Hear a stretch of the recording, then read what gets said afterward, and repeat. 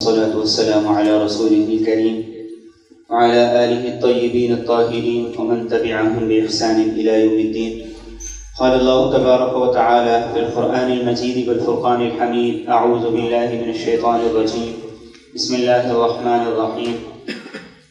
وأذن في الناس بالحج يأتوك رجالا وعلى كل ضامر يأتين من كل فج عميق ليشهدوا منافع لهم ويذكروا اسم الله في أيام معلومات على ما رزقهم من بهيمة الأنعام فإلهكم إله واحد فله أسلموا وبشر المخبتين. وقال النبي صلى الله تعالى عليه وسلم: من أراد الحج فليتعجل، أو كما قال عليه الصلاة والسلام. اللهم صل على سيدنا ومولانا محمد وعلى آل سيدنا ومولانا محمد وبارك وسلم وصل عليه.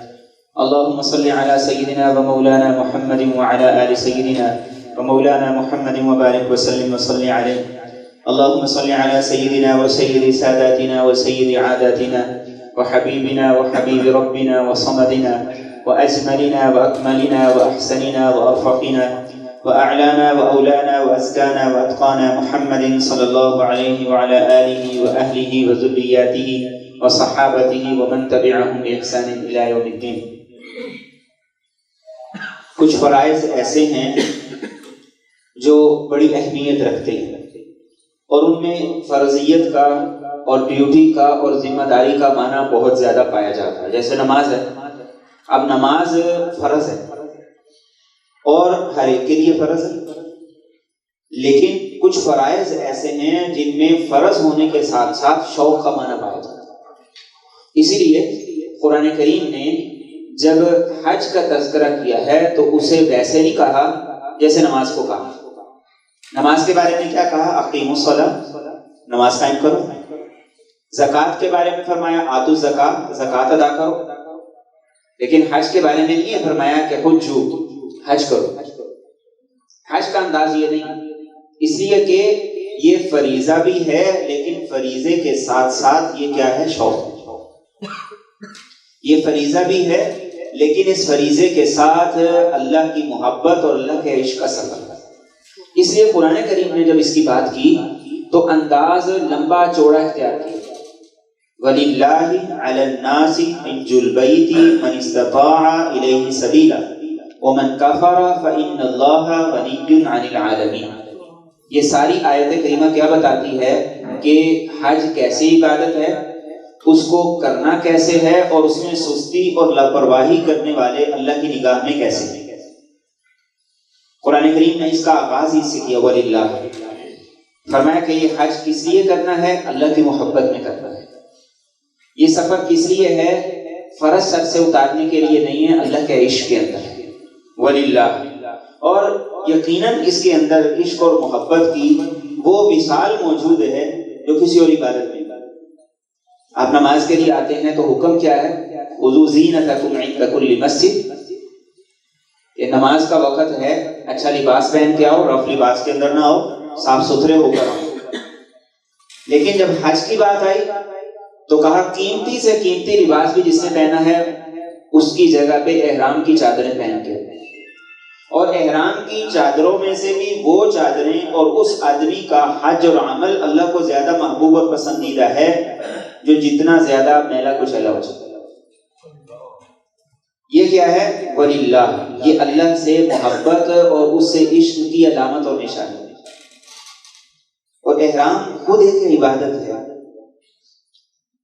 ہم عمرے کے سفر پہ ہوں یا حج کے سفر پہ ہوں، ہم سمجھتے ہیں کہ بوجھ ہے، اس لیے جلدی سے اتار دیے تھا، چاہے جیسے مرضی اتار دیں.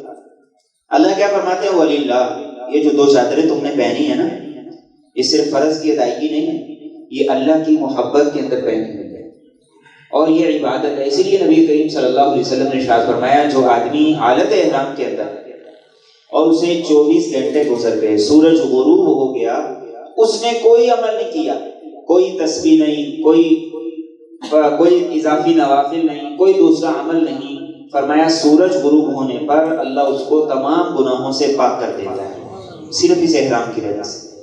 تو یہ ہے وَلِلَّهِ. یہ حج کس لیے ہے؟ اللہ کی محبت میں، اللہ سے عشق میں. انسان کو کسی سے محبت ہو تو انسان اس سے ملنا نہیں چاہتا؟ کیا اس سے ملاقات نہیں چاہتا؟ کیا انسان اس کی گلی، اس کے در دیوار کو دیکھنا نہیں چاہتا؟ یہ وہی وارفتگی، وہی محبت انسان سے مطلوب ہے کہ تم نماز کے لیے آتے ہو، مسجد میں آتے ہو، یہ بھی اللہ کا گھر ہے، لیکن اپنا گھر بار، کاروبار، بیوی بچے، ساری مصروفیات کو پیچھے چھوڑو اور اللہ کے گھر کو دیکھنے کے لیے، اس کی زیارت کے لیے نکل پڑو، اور پھر وہاں جا کے کیسے رہو؟ فقیروں کی طرح۔ وہاں جا کے کیسے رہو؟ عاجزوں اور مسکینوں کی طرح، جو ملے کھا لیا، جہاں مرضی بیٹھ گئے، جہاں مرضی اٹھ گئے۔ اور یہ اس عبادت کے اندر اللہ نے رکھا ہے۔ عام حالات میں ہم اگر کسی سے ملاقات کرتے ہیں، راستے میں آتے جاتے آمنا سامنا ہو جاتا ہے تو کیسا ہوتا ہے؟ ہم دیکھتے ہیں گھڑی کون سی پہنی ہوئی ہے، جوتا کون سا پہنا ہوا ہے، کون سی گاڑی سے اتر رہا ہے، دیکھتے ہیں کہ نہیں دیکھتے؟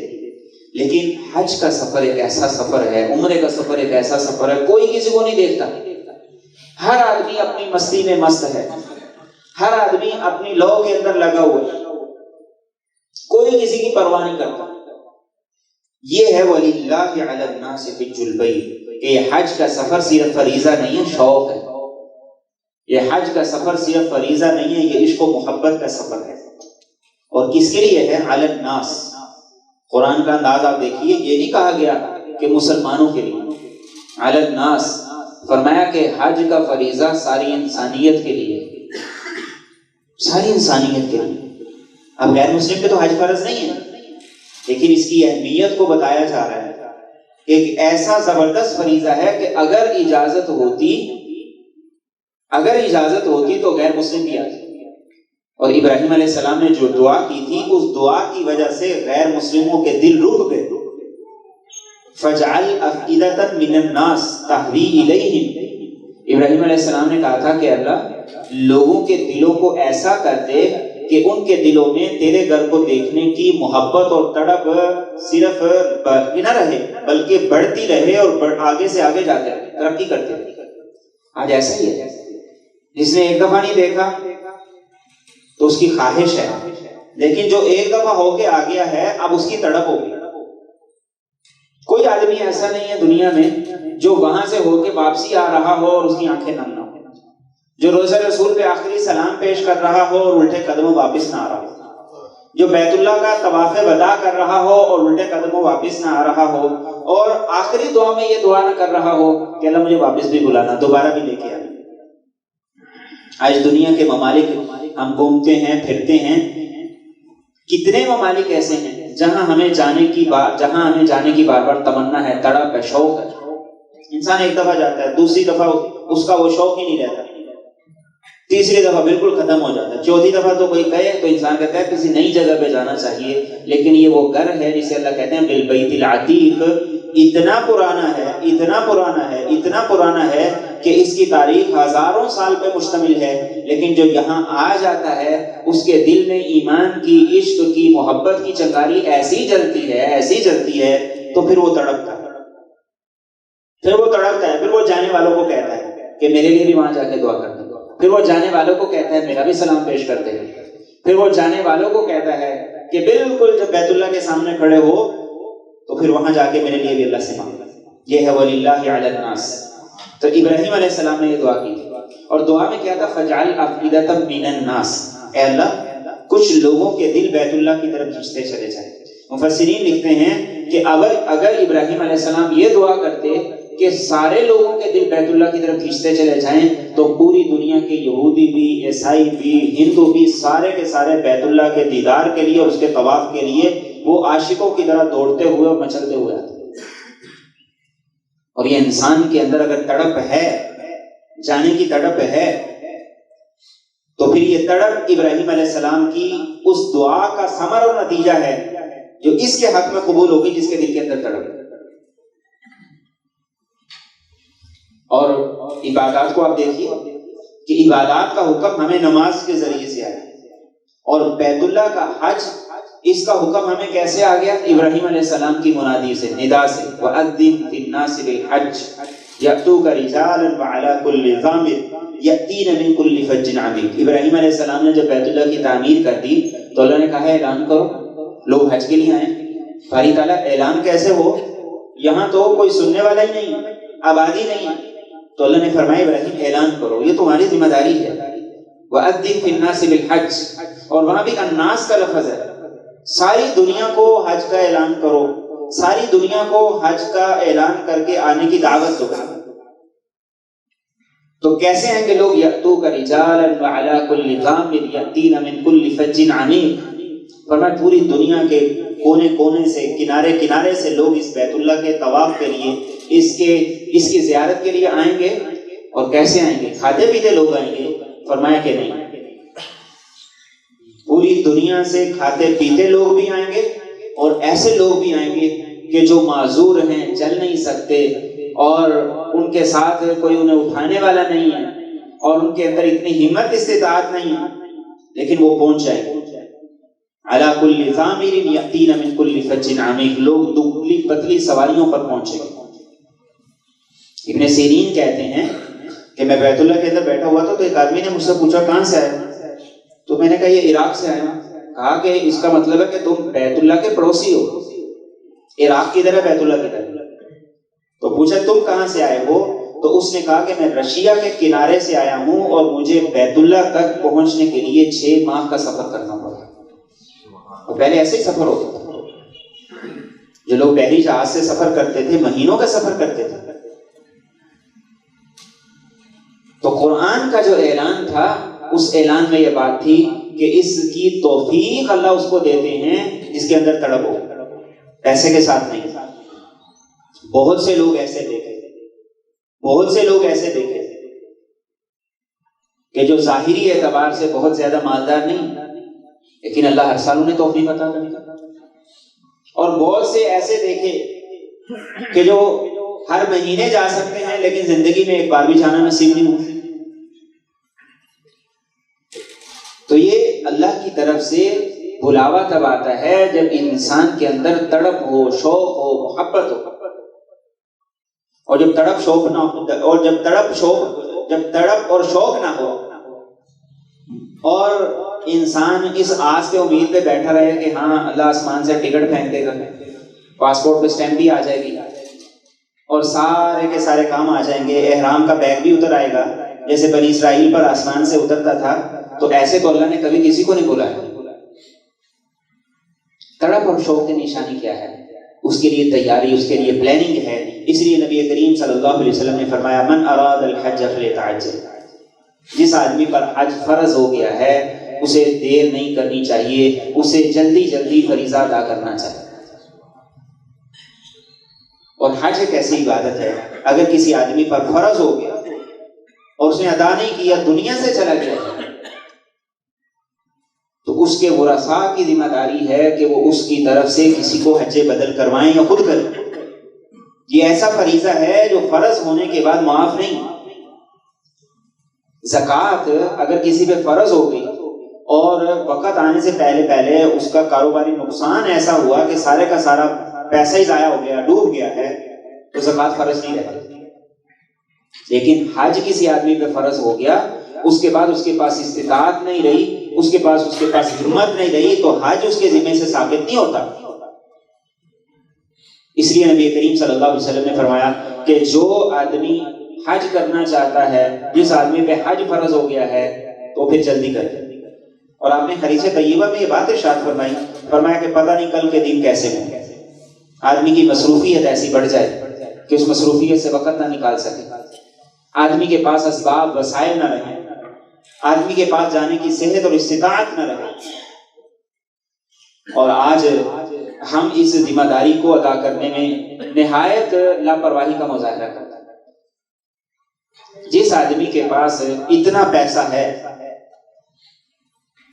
کہ وہ آنے جانے کے اخراجات برداشت کر سکتا ہے، اور جتنا عرصہ اس نے وہاں رہنا ہے اتنا عرصہ بیوی بچوں کے اخراجات دے سکتا ہے، ایسے آدمی پر حج کرنا فرض ہو جاتا ہے۔ اب ہم میں سے ہر آدمی یہ دیکھے، جائزہ لے کہ ہم حج میں تاخیر کر رہے ہیں تو کیوں کر رہے ہیں، اس میں کوتاہی لاپرواہی کر رہے ہیں تو کیوں کر رہے ہیں۔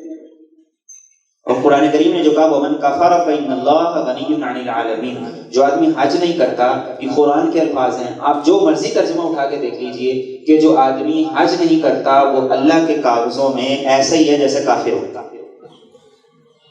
وَمَنْ كَفَرَ فَإِنَّ اللَّهَ غَنِيٌّ عَنِ الْعَالَمِينَ۔ اور نبی رحمت صلی اللہ علیہ وسلم نے ارشاد فرمایا کہ جس آدمی پر حج فرض ہوا اور اس نے سستی کی، لاپرواہی کی، حج نہیں ادا کیا، تو میری طرف سے یہودی ہو کے مرے یا عیسائی ہو کے مرے۔ حضرت عمر فاروق رضی اللہ تعالیٰ عنہ نے اپنے دور حکومت کے اندر تمام صوبوں کے اندر کارندے بھیجے اور کہا کہ جاؤ، جو لوگ حج کی استطاعت رکھتے ہیں، جن کے پاس وسائل ہیں اور وہ حج نہیں کر رہے ہیں، ان پر جزیہ اور ٹیکس مقرر کر دو، اس لیے کہ یہ مسلمان ہی نہیں، ما ہم بمسلمین۔ آج ہم سمجھتے ہیں کہ پہلے سارے کے سارے کام نمٹائیں، اس کے بعد حج کی بات کریں۔ حج کا فریضہ سارے فرائض سے پہلے ہے، حج کا فریضہ سارے فرائض سے پہلے ہے۔ اور اللہ کے رسول صلی اللہ علیہ وسلم نے تو فرمایا کہ جو آدمی بوڑھا ہو گیا ہے اس کے لیے بہترین عبادت حج ہے۔ ہم کیا کہتے ہیں؟ ہم کہتے ہیں کہ حج جوانی کا۔ نبی رحمت صلی اللہ علیہ وسلم کیا فرما رہے ہیں کہ جو آدمی بوڑھا ہو گیا ہے اس کے لیے بہترین عبادت کیا ہے؟ حج ہے۔ عورتوں کے لیے جب انہوں نے کہا یا رسول اللہ صلی اللہ علیہ وسلم جہاد اتنا بڑا عمل ہے کہ اللہ کی بارگاہ میں اس سے زیادہ بڑا عمل کوئی نہیں، تو نبی رحمت صلی اللہ علیہ وسلم سے کہا امہات المومنین نے یا رسول اللہ ہمیں اجازت دیں، ہم بھی مل کے مسلمانوں کے ساتھ جہاد کریں، مردوں کے ساتھ ہم بھی جہاد کے لیے جایا کریں۔ تو نبی رحمت صلی اللہ علیہ وسلم نے فرمایا کہ تم عورتوں کا جہاد حج ہے، تم عورتوں کا جہاد حج ہے، تم عورتوں کا جہاد حج ہے۔ اور نبی رحمت صلی اللہ علیہ وسلم کے دنیا سے پردہ فرما جانے کے بعد امہات المومنین ہر سال حج کے سفر کے لیے جائیں۔ آج جہاں دوسری عبادات اور دوسرے نیکی کے کاموں میں یہ بات کہی جاتی ہے کہ اس نیکی کے کام کی بجائے تم یہ نیکی کے کام کر لو، حج کے بارے میں بھی کی جاتی ہے۔ نبی رحمت صلی اللہ علیہ وسلم نے اس بات کی تاکید کی تابعوا بین الحج والعمرہ، آپ نے فرمایا بار بار حج کرو، بار بار عمرہ کرنے جاؤ، بار بار حج کرو، بار بار عمرہ کرنے جاؤ۔ فإنہما ينفیان الذنوب والفقر، فرمایا جس آدمی پر تنگ دستی ہے، حالات اچھے نہیں ہیں، وہ حج کرے، وہ عمرہ کرے، اللہ اس کے لیے ایسی فراخی پیدا کریں گے کہ قیامت تک اس کو کبھی تنگی نہیں آئے۔ اور جس آدمی پر گناہوں کا ایسا میل جم گیا ہے کہ جو آدمی اپنی گناہوں کی عادتوں سے مجبور ہو گیا ہے، فرمایا کہ وہ جائے اور عمرہ کرے، حج کرے، اللہ اس کی بری عادتیں اور اللہ اس کے گناہ اور گندی عادتیں اسے چھڑا دے۔ آج ہم دیکھیں کہ ہمارے اندر اس فریضے کی ادائیگی کے لیے کتنی سنجیدگی پائی جاتی ہے، اور یہ تو ہم کہتے ہیں کہ صاحب استطاعت پہ فرض ہے، دین نے جو استطاعت کا معیار مقرر کیا ہے وہ کوئی اتنا لمبا چوڑا نہیں۔ آج ہماری ترجیحات میں یہ عبادت شامل ہی نہیں ہے۔ کتنے نوجوان ایسے ہیں جن کی ترجیحات کے اندر حج شامل ہے، کتنے نوجوان ایسے ہیں جن کی ترجیحات میں حج شامل ہے، پلاننگ میں ہے ہی نہیں، تو پھر بلاوا کہاں سے آئے گا، کیسے آئے گا؟ ساری چیزیں پلاننگ میں شامل ہیں، گھر شامل ہے، پلاٹ شامل ہے، گاڑی شامل ہے، اور بچوں کی بے جا فیسیں شامل ہیں، اور لمبے چوڑے اخراجات، یہ سارے شامل ہیں، لیکن کہیں زندگی کے اندر ترجیحات میں حج کا فریضہ شامل ہے، اور ہم نے اپنے اپنے عذر رکھے ہوئے۔ جس پر حج فرض ہو گیا ہے اب اس کے بعد اس کا کوئی عذر اللہ کے ہاں قابل قبول نہیں۔ بہت سے لوگ کہتے ہیں پہلے والدین کو حج کروائیں پھر ہم حج کریں. والدین اگر صاحب استطاعت نہیں تھے تو والدین پہ حج فرض ہی نہیں، اور تم صاحب استطاعت ہو تو تمہاری ذمہ داری یہ ہے کہ تم فوری طور پر اس فریضے کو ادا کرو. بہت سے لوگ کہتے ہیں کہ بچوں کو کہاں چھوڑے، ان کو کون سنبھالے گا. انسان پر زندگی میں کئی ایسے حوادث آتے ہیں، ہاسپٹل میں ایڈمٹ ہونا پڑتا ہے، تو بچوں کو کون سنبھالتا ہے. انسان اپنے کاروبار کے لیے دوسرے ممالک کا سفر کرتا ہے، اس وقت کون سنبھالتا ہے. اور انسان اپنی کاروباری مصروفیات کے پیچھے دوسرے شہروں میں جاتا ہے، اس سے پیچھے کون سنبھالتا ہے. یہ دراصل نہ کرنے کے سارے عذر اور بہانے جنہوں نے ہمارے اندر سے اس عبادت کے شوق کو، اس کے جذبے کو ختم کر دیا. بہت سے لوگ کہتے ہیں کہ ہم حج اس لیے نہیں کرتے کہ پہلے بیٹیوں کا بیٹوں کا فرض ادا کرتے. اور وہ فرض کیسے ہم ادا کرتے ہیں؟ جتنے گناہ ہم بیٹیوں اور بیٹوں کی شادیوں میں کرتے ہیں، یہ تو اللہ کی رحمت ہے کہ ہم بچے ہوں. دین کی کون سی تعلیمات ایسی ہیں، دین کے کون سے احکامات ایسے ہیں جن کو ہم بیٹوں اور بیٹیوں کی شادی میں پامال نہیں کرتے. اور حج نہیں کیا کہ یہ فریضہ ادا کرنا، یہ رسمیں پوری کرنی ہے اس لیے میں حج نہیں کر رہا. اس طرح کو کوئی فریضہ تو دین نے انسان پر اولاد کے معاملے سے مقرر ہی نہیں کیا. حج کا فریضہ بیٹیوں اور بیٹوں کی شادی سے بھی پہلے ہے. دین نے جو اس فریضے کو مقرر کیا ہے، اس فریضے کی اپنی حدود ہے. اولاد بالغ ہو گئی ہے تو وہ اپنی ذمہ داری اٹھائے. یہ باپ کی ذمہ داری تھوڑی ہے 30 سال کے ہٹے کٹے ہو گئے اور ابھی تک باپ سے خرچہ لے رہے ہیں. اور باپ نے شادی بھی کر دی، باپ کی ذمہ داری ہے کاروبار بھی کروا کے دے. باپ کی ذمہ داری ہے کہ گھر میں بھی حصہ دیں. اب پوری مخلوقات جو آپ کے ارد گرد آپ کو نظر آتی ہیں، کتنی مخلوقات ایسی ہیں جو اپنے بچوں کو اپنا گھر بنا کے دیتی ہیں؟ کتنی مخلوقات ایسی؟ چڑیا اپنے بچوں کو گھر بنا کے دیتی ہے، ایک کا فیوچر سنبھالنا ہے، سنوارنا ہے. ہم اپنے فریضے کو ان فضول قسم کے کاموں کی وجہ سے لیٹ کرتے رہتے ہیں اور اس کی ادائیگی کی طرف توجہ نہیں. اور پھر جب سارے کام کر کر آ کے فارغ ہو گئے، زندگی میں کسی کام کے قابل نہ رہے، صحت نہ رہی، ہمت نہ رہی، اور اس کے ساتھ ساتھ پھر دوسری ذمہ داریاں کوئی نہ رہی، اب سوچتے ہیں کہ حج بھی کر لیا جائے. اب اس وقت نہ زبان پہ تلبیہ صحیح سے آتا ہے، نہ ہمت ہے، نہ استطاعت ہے، نہ قوت ہے، نہ طاقت ہے. اب حج کا فریضہ ادا کرنا تو کیسا کرنا ہے؟ نبی رحمت صلی اللہ علیہ وسلم نے اسی لیے تاکید کی ہے کہ اس فریضے کی ادائیگی کے لیے جلدی کرو، اس فریضے کی ادائیگی کو اپنی پلاننگ میں شامل کرو. جیسے پلاٹ کے لیے کمیٹیاں ڈالتے ہو، اولاد کے لیے کمیٹیاں ڈالتے ہو، اور کاموں کے لیے پیسہ جمع کرتے ہو، تو حج کے لیے کیوں نہیں کرتے ہو؟ اس کے لیے کیوں نہیں کرتے ہو؟ ہر چیز کے لیے ہم نے مختلف طریقے، مختلف سورسز رکھے ہوئے ہیں کہ یہاں سے آئیں گے تو یہاں پہ لگائیں گے، یہاں سے آئیں گے تو یہاں پہ لگائیں گے. تو حج کے لیے کیوں نہیں؟ دراصل یہ ہماری کوتاہی اور لاپرواہی کا نتیجہ ہے. صحابہ کرام رضوان اللہ علیہم اجمعین میں کئی صحابہ ایسے تھے جو ہر سال حج کیا کرتے تھے اور پیدل حج کیا کرتے تھے. آدم علیہ السلام کے بارے میں روایات کے اندر آتا ہے کہ آپ نے 1000 حج پیدل کی. ابوبکر رضی اللہ تعالیٰ عنہ ہر سال حج کیا کرتے تھے. عمر فاروق رضی اللہ تعالیٰ عنہ ہر سال حج کیا کرتے تھے.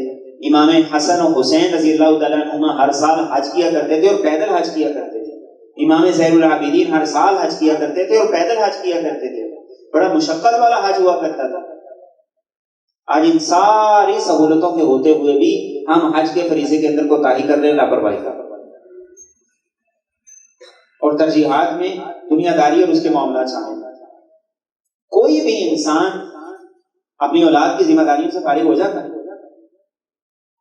پہلی ذمہ داریاں انہیں پڑھانا ہے، پڑھا لیا، اب ذمہ داری ہے کہ ان کا آگے کوئی روزگار کا سلسلہ کرنا ہے، وہ بھی ہو گیا، اب ان کی شادی کرنی ہے، وہ بھی ہو گئی، اور اب شادی کے بعد جو اگلے مسائل معاملات ہیں کیا انسان ان سے چھٹکارا پا لیتا ہے کہ شادی ہو گئی ہے اب میں فارغ ہو گیا ہوں؟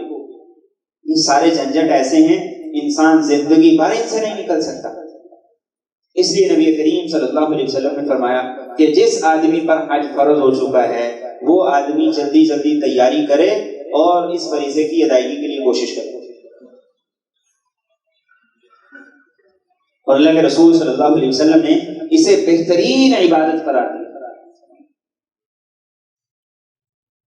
اور صحابہ کرام رضی اللہ تعالیٰ عنہ اجمعین کیسے خوبصورت انداز سے اسے ادا کیا کرتے ہیں۔ حکیم بن حزام رضی اللہ تعالیٰ عنہ ہر سال حج کرتے ہیں، حج کے لیے جب جاتے تو اپنے ساتھ 100 اونٹ لے کے جاتے اور 100 غلام لے کے جاتے۔ آج ہم اس بات کی کوشش تو کرتے ہیں کہ پیکج اچھے سے اچھا ہو، مہنگے سے مہنگا ہو، لیکن قربانیاں کتنی کرتے ہیں؟ ایک قربانی کرتے ہیں، اور وہ بھی کوشش ہوتی ہے کہ کم سے کم پیسوں میں ایڈجسٹ ہو جائے۔ اور حج کا پیکج کتنے کا ہے؟ 20 لاکھ کا، 18 لاکھ کا، 16 لاکھ کا۔ صحابہ کیسے حج کرتے تھے؟ پیدل جاتے تھے۔ حکیم بن حزام اپنے ساتھ 100 اونٹ لے کے جاتے تھے، تو جب عرفات کا دن ہوتا 100 غلام آزاد کرتے، لاکھوں کے غلام، اور آزاد کر کے یہ کہتے کہ اللہ میں نے تیری رضا کے لیے انہیں آزاد کیا ہے، تو اپنے فضل و کرم سے مجھے جہنم سے آزاد کر۔ اور پھر جب قربانی کا دن آتا تو ان کو قربان کرتے، 100 اونٹ قربان کرتے، اور قربانی کے بعد کہتے کہ اللہ میری تو ہمت استطاعت اتنی ہی تھی، میں نے جو کیا اسے اپنی بارگاہ میں قبول فرما لے اور مجھے بار بار آنے کی توفیق عطا فرما۔ آج ہماری ترجیحات اس اعتبار سے بھی بدل گئی۔ میرے اور آپ کے نبی صلی اللہ علیہ وسلم جب سفر حج کے لیے گئے تو آپ 100 اونٹ لے کے گئے۔ ہم کہتے ہیں کہ پیکج مہنگے سے مہنگا ہو جائے، مینا کے اندر جگہ قریب سے قریب ہو جائے، 2-4 دن کی بات ہے، یہ مشقت اس سفر کے اندر آتی ہے۔ انسان جتنا اچھا پیکج لے کے جاتا ہے بس اوقات ایسی صورتحال پیدا ہو جاتی ہے کہ اس کو جتنی مشقت ہوتی ہے ایک اکانومی پیکج والوں کو بھی اتنی مشقت نہیں ہوتی، شمار مثالیں ایسی۔ تو اس سفر کے اندر مشقت اس کا لازمی حصہ ہے، اس سفر کے اندر مشقت اس کا لازمی حصہ ہے، تو ہماری ترجیحات میں یہ چیزیں شامل ہونی چاہیے۔ تو حج کی اناؤنسمنٹ ہو گئی، اس کے لیے گورنمنٹ نے پیسے لینے شروع کر دیے ہیں، تو ہم میں سے جو لوگ صاحب استطاعت ہیں اللہ پہ بھروسہ کرتے ہوئے، اس پہ اعتماد کرتے ہوئے، اپنی ساری ذمہ داریوں کو اللہ کے بھروسے و اعتماد پر چھوڑتے ہوئے اپنے پیسے جمع کرتے ہیں، اور جو پرائیویٹ جانا چاہتے ہیں وہ اس کے اعتبار سے پلان کرتے ہیں، اور اس فریضے کی ادائیگی میں جلدی کرتے ہیں، اپنے سارے عذر، اپنے سارے بہانے ان کو پسے پردہ کریں، ان کو پیچھے کریں۔ اس ذمہ داری کو جب ہم ادا کریں گے اللہ اس کی برکت سے دنیا اور آخرت دونوں کی خیریں اور بلائیاں ہمارے مقدر کریں گے، اور اپنی اولاد کے اندر بھی اس کا شوق پیدا کریں، اپنی اولاد کے اندر بھی اس کا شوق پیدا کریں۔ آج پوری دنیا گھومنے کا شوق ہے لیکن اللہ کے گھر جانے کا شوق نہیں۔ آج گلی گلی نگر نگر چکر لگانے کا شوق ہے لیکن اللہ کے گھر جانے کا شوق نہیں۔ اسی لیے نبی کریم صلی اللہ علیہ وسلم نے فرمایا کل کیا ہو جائے کوئی پتہ نہیں، صحت اجازت دے نہ دے، وسائل ہو یا نہ ہو، استطاعت ہو یا نہ ہو، اپنی ترجیحات میں سب سے پہلے حج کو لے کر آؤ۔ اور فرمایا کہ اسلام کے 8 حصے ہیں، اس کا 8واں حصہ یہ ہے کہ کوئی آدمی اس کا 8واں حصہ یہ ہے کہ کوئی آدمی سفر حج پہ جائے، اور جو آدمی حج کیے بغیر مر گیا، جو آدمی حج کیے بغیر مر گیا تو اللہ کی بارگاہ میں اس حال میں پیش ہوگا کہ اس کا اسلام نامکمل ہوگا۔ ہر پیپر کے اپنے نمبر ہوتے ہیں، جو لازمی پیپر ہیں اگر ان میں سے کوئی ایک پیپر چھوٹ جائے تو بورڈ ڈگری دے دیتا ہے، ڈگری نہیں ملتی۔ تو اگر کسی آدمی نے اس فریضے کو ادا نہیں کیا اور استطاعت کے باوجود اس نے گھر بھی بنا لیا، بچوں کی شادیاں بھی کر دی اور بے تحاشا دولت اور پیسہ خرچ کر دیا، اور اب وہ یہ سمجھتا ہے کہ میرے پاس تو استطاعت ہی نہیں، میرے پاس تو پیسہ ہی نہیں ہے، تو کل قیامت کے دن اللہ کی بارگاہ میں اس کا یہ عذر چل جائے گا۔ جب بچوں کی ایجوکیشن پہ تم نے اتنا پیسہ لگا دیا اور گھر پہ اتنا پیسہ لگا دیا، فلاں فلاں پلاٹ چھوڑ کے آئے ہو کہ جو تمہاری زندگی میں تمہیں اس کو بنانے کا موقع نہیں ملا، اور حج نہیں کیا، اور تم سمجھتے ہو کہ ہمیں استطاعت نہیں۔ یہ استطاعت کا سفر نہیں ہے، یہ محبت کا سفر ہے۔ یہ استطاعت کا سفر نہیں ہے، یہ محبت کا سفر ہے۔ یہ استطاعت کا سفر نہیں ہے، یہ عشق کا سفر ہے، تڑپ کا سفر ہے۔ جو آدمی تڑپ پیدا کرتا ہے، اللہ وسائل بھی پیدا کر دیتا ہے، اللہ حالات بھی پیدا کر دیتا ہے۔ ہم نے گھر بنانے کی تڑپ پیدا کی، پلاٹ بنانے کی تڑپ پیدا کی، بنا کے نہیں بنا؟ تو اگر حج کے لیے کریں تو کیا اللہ ہمارے ہاتھ باندھ دیں گے؟ کیا ہم وہ نہیں کر سکیں؟ تو اللہ بھی ایسے ہی کرتے ہیں کہ بندے سے مطالبہ کرتے ہیں کہ بندہ قدم اٹھائے، اللہ پھر کیا کرتے ہیں؟ اس کے ساتھ ہو جاتے ہیں، اللہ اس کے لیے آسانیاں پیدا کر دیتے ہیں، اللہ اس کے لیے وسائل پیدا کر دیتے ہیں۔ اور ہمارے استاد فرمایا کرتے تھے، جس آدمی نے اللہ کے گھر جانا ہے، جس آدمی نے اللہ کے گھر جانا ہے، اس کے پاس پیسہ ہے یا نہیں ہے، وہ اس نیت سے پاسپورٹ بنوا لے، اللہ اس کو ضرور بلائے۔ جس نے پاسپورٹ نہیں بنوایا ہوا اور وہ کہتا ہے کہ اللہ بلا لے یا اللہ بلا لے، تو اللہ کیسے بلائیں گے؟ تو یہ پہلا اقدام ہے کہ اس کے لیے اس نیت سے پاسپورٹ بنوا لیں، تو اللہ انشاءاللہ توفیق بھی دیں گے۔